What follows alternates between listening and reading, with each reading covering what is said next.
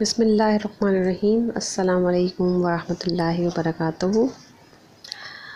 آج ہم غزل نمبر 5 پڑھیں گے اور یہ غزل ہے حسرت موہانی کی۔ حسرت موہانی کی ولادت 1775 میں ہوئی۔ نام سید فضل حسن اور والد کا نام سید اظہار الحسن تھا۔ آپ کا انتقال 1951 میں ہوا۔ سلسلہ نسب حضرت امام علی موسیٰ کاظم رحمۃ اللہ علیہ سے ملتا تھا۔ ووہان ہندوستان میں پیدا ہوئے۔ میٹرک آپ نے وہیں سے کیا، پھر BA مسلم یونیورسٹی علی گڑھ سے کیا۔ تحریک آزادی میں بڑھ چڑھ کر حصہ لیا، اس لیے باغی قرار دیے گئے اور کئی بار آپ کو جیل بھی جانا پڑا۔ آپ حق گو، بے باک اور درویش مزاج انسان تھے۔ سیاست میں حصہ لینے کے ساتھ ساتھ شعر و ادب کی خدمت بھی کی اور آپ کا لکھنؤ میں ہی انتقال ہوا۔ حسرت موہانی جدید انداز غزل کے شاعر ہیں، بلکہ شاعر تھے۔ صنف غزل کے حوالے سے ان کی شاندار خدمات کے سبب انہیں رئیس المتغزلین کہا جاتا ہے۔ رئیس المتغزلین کا مطلب ہوتا ہے غزل خوانی کرنے والوں کے سردار۔ آپ نے ایک رسالہ اردو معلیٰ جاری کیا اور آپ کا کلام کلیات حسرت کے نام سے شائع ہو چکا ہے۔ نکات سخن آپ کی مشہور کتاب ہے۔ اچھا، یہ جو آپ کی اردو کی درسی کتاب میں جو غزل شامل کی گئی ہے اس کی وضاحت آپ کے سامنے بیان کرتی ہوں۔ غزل کا پہلا شعر پڑھوں گی۔ دعا میں ذکر کیوں ہو مدعا کا، دعا میں ذکر کیوں ہو مدعا کا، کہ یہ شیوا نہیں اہل رضا کا۔ اب ہم پہلے اس کے مشکل الفاظ کے معنی۔ مدعا کا مطلب ہوتا ہے مطلب، غرض۔ شیوا کا مطلب ہوتا ہے طور طریقہ۔ اہل رضا راضی رہنے والے لوگ۔ ٹھیک ہے، تو شعر کی تشریح سمجھنے سے قبل ہم حوالہ شاعر بیان کرتے ہیں۔ حوالہ شاعر جیسے کہ میں نے آپ کو پہلے بتایا لکھنا ہوتا ہے۔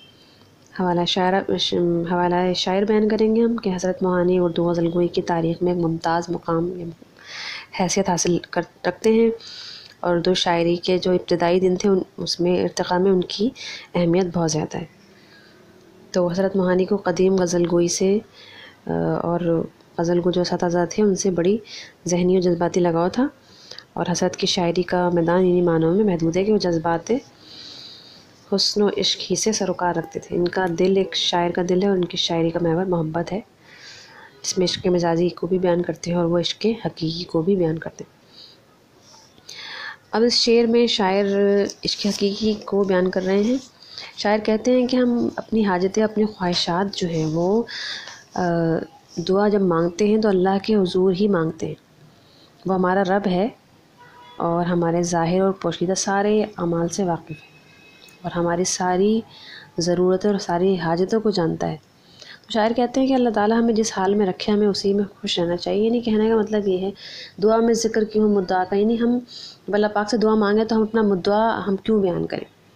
اللہ تعالیٰ تو ہماری رگ رگ سے واقف ہے، ہماری حاجتوں اور ہماری ضرورتوں کو جانتا ہے، تو ہمیں اس نے جس حال میں رکھا ہے ہمیں اس حال میں خوش رہنا چاہیے۔ اس کی رضا میں ہمیں، اس کی جو رضا ہے وہی ہماری رضا ہونی چاہیے۔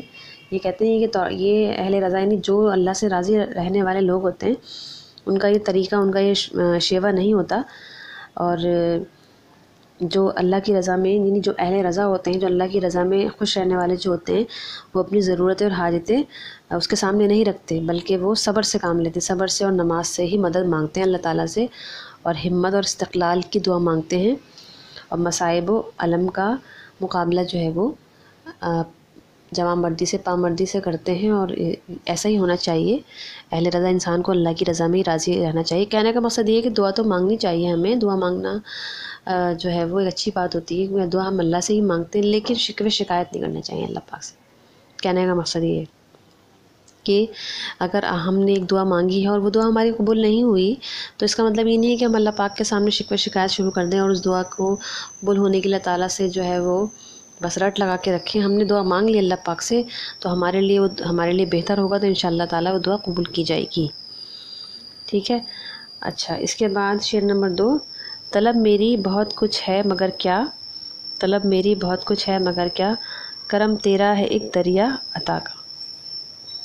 ضرورت، طلب کا مطلب ہوتا ہے ضرورت، کرم کا مطلب مہربانی، اور عطا کا مطلب ہوتا ہے بخشنا۔ اس شعر میں حضرت معانی کہتے ہیں کہ انسان، یعنی اپنے آپ کو وہ کہہ رہے ہیں کہ میری تو ہزاروں خواہشات ہیں، ہزاروں خواہشیں ایسی کہ ہر خواہش پہ دم نکلے۔ تو اس طرح شاعر کہہ رہے ہیں کہ ایک پوری ہوتی ہے تو دوسری شروع ہو جاتی ہے، مگر میرا مالک ہے وہ ہر وقت عطا کیے جاتا ہے اور مجھے ہر لمحہ جو ہے وہ نوازتا رہتا ہے۔ تو اللہ تعالیٰ کے کرم، عطا اور نعمتیں کبھی بھی ختم نہیں ہوتی، وہ اپنے بندوں کو عطا ہی کیے جاتا ہے۔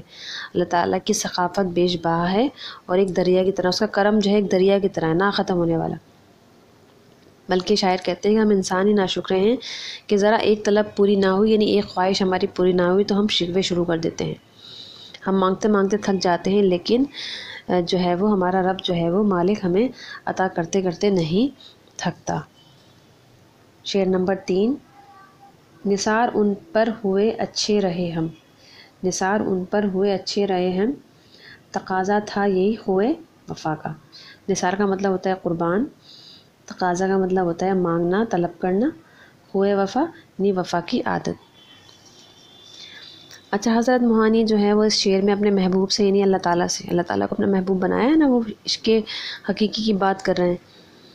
تو کہتے ہیں کہ اے میرے رب، ہم نے خود کو مٹا ڈالا، اپنی خوشی، اپنی انا، ہم نے سب کچھ قربان کر ڈالا، اور ہم نے ایسا اس لیے کیا، اور ہم نے یہ بہت اچھا کیا، ہم نے ایسا اس لیے کیا کہ ہمیں ایسا ہی کرنا چاہیے تھا، کیونکہ وفا کا تقاضا یہی ہے، کیونکہ تم نے ہمیں، اللہ پاک سے کہنا ہے کہ تم نے ہمیں سب کچھ نوازا۔ تو اس کا مطلب یہ نکلتا ہے نا کہ عشق حقیقی کے تناظر میں ہم اس شعر کو دیکھیں گے تو اس کا مطلب یہ نکلتا ہے کہ اللہ تعالیٰ کو، کہ ہم اپنے رب کا حکم مانتے ہیں تو ہمیں اس کے احکامات کو بغیر کسی چوں چرا کے ماننا ہے۔ جن چیزوں کا ہمیں اللہ تعالیٰ نے حکم دیا ہے اس پر عمل پیرا ہونا ہے، اور جن چیزوں سے اللہ تعالیٰ نے ہمیں منع فرمایا ہے ہم نے اس کو چھوڑ دینا ہے، اپنے نفس کو، اپنی ذات کو مارنا ہے، خود کو فنا کرنا ہے، اور یہی اللہ تعالیٰ اور ہمارے پیارے نبی صلی اللہ علیہ وآلہ وسلم سے وفا کا تقاضا ہے۔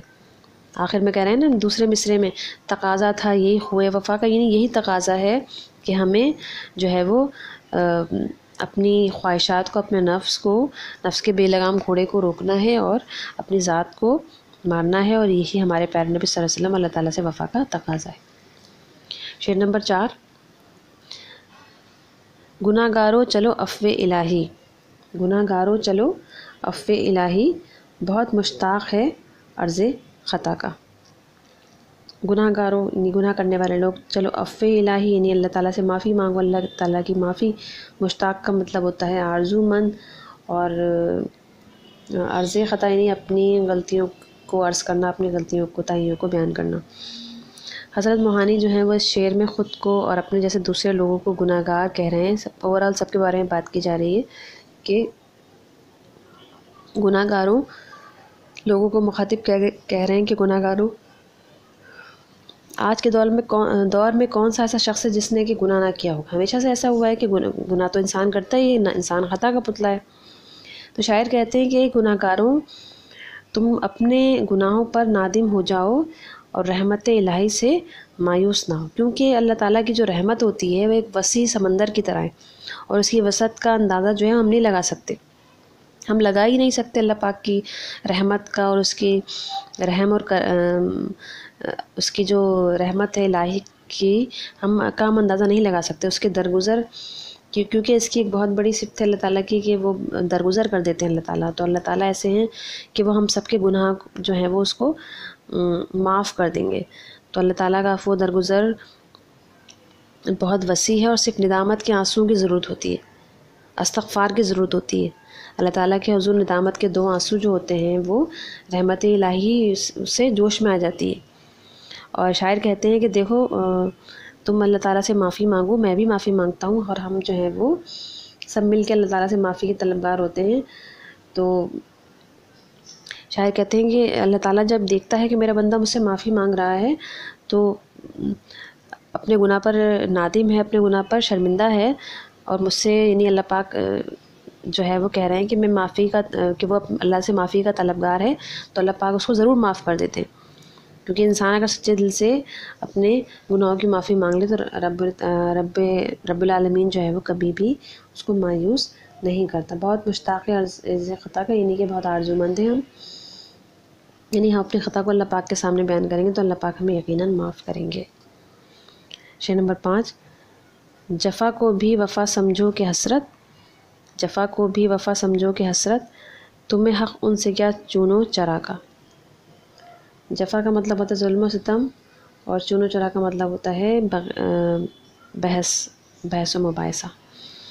تو اس شعر کو بھی ہم عشق حقیقی کے تناظر میں لیں گے، بلکہ یہ پوری غزل جو ہے وہی عشق حقیقی پر ہی مبنی ہے، یعنی اللہ تعالیٰ سے عشق حقیقی کے تناظر میں جب ہم اس شعر کو، اس کی تشریح کچھ ہم کریں گے تو اس کی تشریح کچھ اس طرح سے ہوگی کہ جفا کو بھی، یعنی جفا ظلم و ستم کو بولتے ہیں، کہتے ہیں، وفا سمجھوں کیا سر، یعنی کہ جفا ظلم، یعنی اللہ تعالیٰ دیکھیں کسی پہ ظلم تو نہیں کرتے، لیکن یہ کیا کچھ ایسی چیزیں ہوتی ہیں، کچھ ایسے معاملات ہوتے ہیں جو ہمیں لگتا ہے کہ بظاہر ہم پہ ظلم ہو گیا ہے یا ایسا ہمارے ساتھ نہیں ہونا چاہیے تھا۔